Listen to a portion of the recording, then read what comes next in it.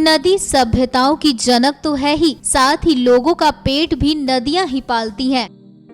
झारखंड से निकलने वाली स्वर्णरेखा नदी सैकड़ों साल से बह रही है, लेकिन इस नदी के पानी के साथ बहता है सोना भी। ये नदी सोना उगल रही है और यही सोना यहाँ रह रहे लोगों के पेट भरने का साधन भी है। हालांकि रेत में सोने के कण कहाँ से आते हैं, इस रहस्य से आज तक पर्दा नहीं उठ पाया है।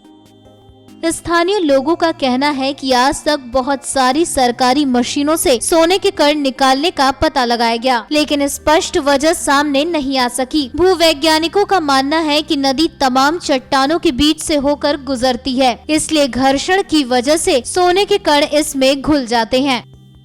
हालांकि इसका आज तक सटीक प्रमाण नहीं मिल पाया है।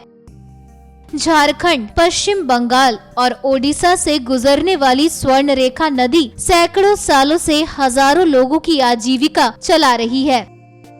नदी के आसपास बसने वाले लोगों की कई पीढ़ियां नदी से सोने के कण बीनने में लगी हुई हैं। यहाँ के लोग दिन भर नदी से सोने के कण निकालने में जुटे रहते हैं। नदी की रेत से निकलने वाले सोने के कण गेहूं के दाने के बराबर होते हैं।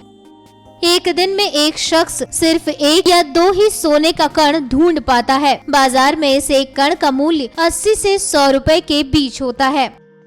औसतन एक माह में 5 से 7 हजार रुपए ही मिल पाते हैं। रांची के पास स्थित उद्गम स्थल से निकलने के बाद ये नदी किसी भी दूसरी नदी से जाकर नहीं मिलती, बल्कि सीधी बंगाल की खाड़ी में जाकर गिरती है।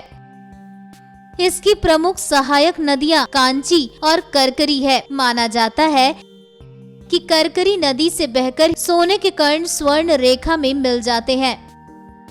खैर जो भी हो, लेकिन आज भी स्वर्णरेखा नदी आसपास के लोगों का पेट भर रही है और आसपास के लोग आज भी इस नदी पर निर्भर हैं।